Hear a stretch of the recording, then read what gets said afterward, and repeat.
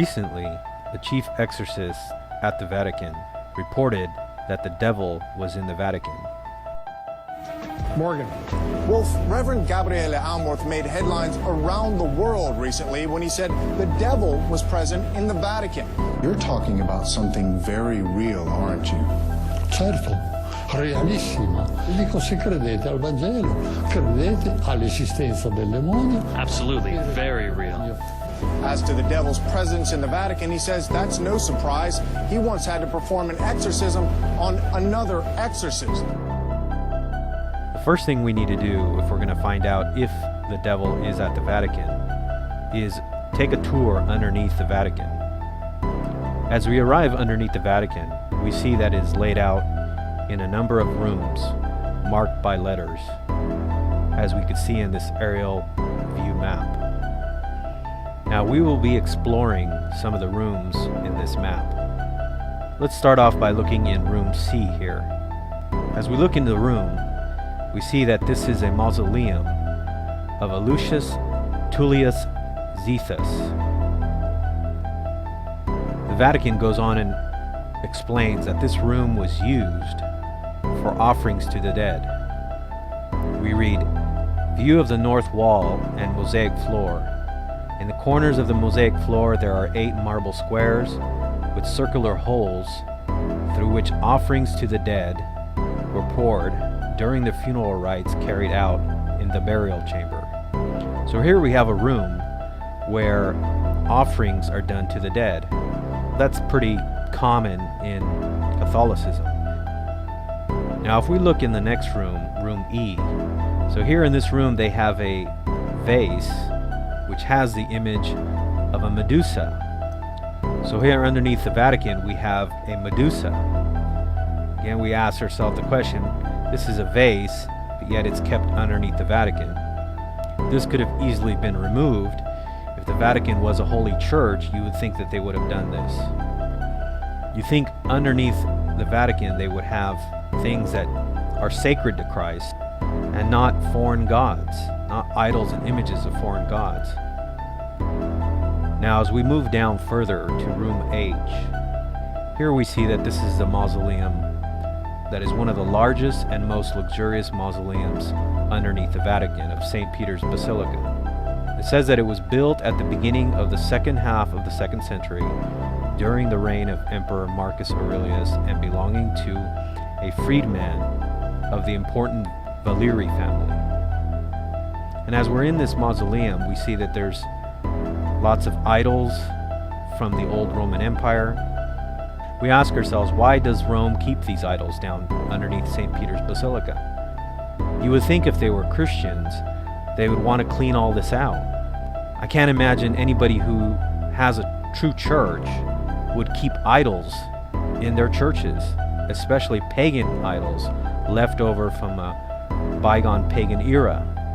But here we have the Vatican keeping many pagan idols underneath St. Peter's Basilica. Here is an idol the Vatican is displaying of a head of a child in gilded stucco and a lock of a hair typical of one initiated into the cult of Isis. And this particular idol is an idol of a boy who was initiated into the cult of Isis. If we look in this room, we see that some of the stucco decorating the walls. Here we have a personification of Oceanus.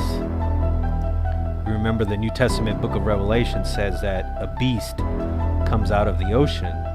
And so we say, why is the Vatican having these foreign gods underneath its basilica? Why is it protecting them? If it was a true church, it couldn't be doing it for the sake of art, especially with all the evil things that are happening in the Vatican. And as the priest earlier said, that evil does exist, the devil is real, as he admitted. But the hypocrisy of all of this is that they have all these evil images and idols underneath the Vatican of St. Peter's Basilica. We also see 2 figures of genuses with bat wings also portrayed on the walls. Again, this is supposed to be a holy church and a holy place. Now this is supposedly all there for many, many years. As we move into the next room, room I, the details of the mosaic floor with Mercury and Pluto's chariot, they go on and explain that this theme is an explicit reference to the overcoming of death and the return of the afterlife. They describe it as a splendid mosaic floor of Mercury is depicted carrying a caduceus with wings at his ankles, walking in front, and a chariot carrying Pluto and his wife Persephone. So here we have all these Roman gods underneath the Vatican, images of foreign gods. Well, as we move to the next room, we find out why they keep all these idols down there in these images. As we move to room U, here we find the shock of all shocks. Here on the wall, it says there is a depiction of Lucifer, that is, the light bearer, the morning star. On the opposite of the wall, there is a drawing of Vesper, the evening star, cosmic symbol of the human life cycle. We find out that when we get to room U, here we have a clear depiction of Lucifer underneath the Vatican at St. Peter's Basilica. We ask ourselves, why are they keeping this image of Lucifer underneath the Vatican? Again, you would think if you're a Christian church, you would not want to have any of these images.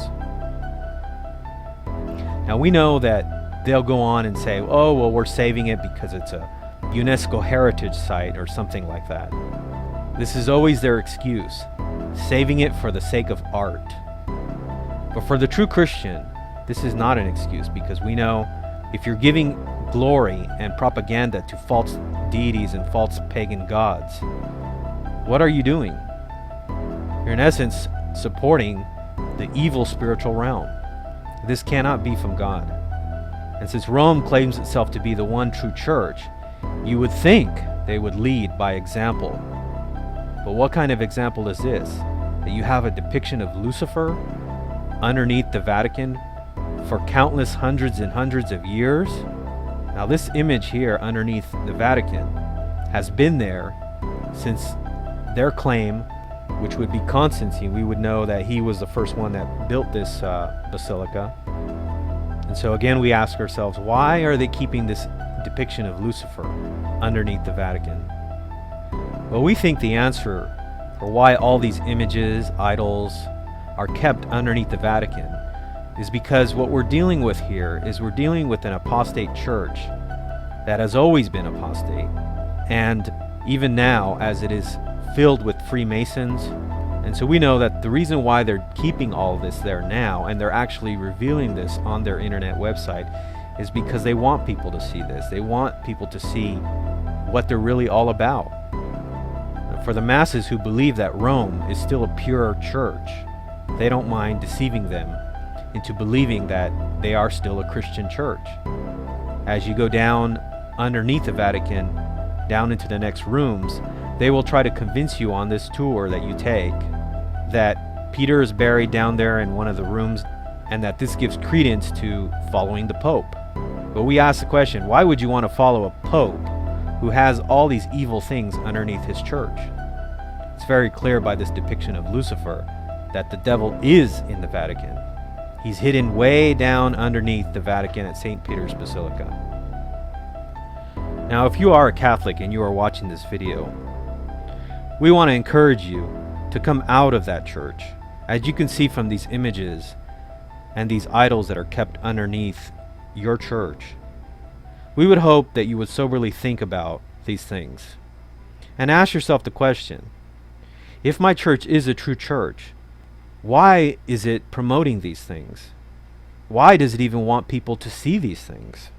We would hope that you would hear the exhortation of Revelation 18, verse 4, where it says, "And I heard another voice from heaven saying, 'Come out of her, my people, that you may not participate in her sins, and that you may not receive of her plagues.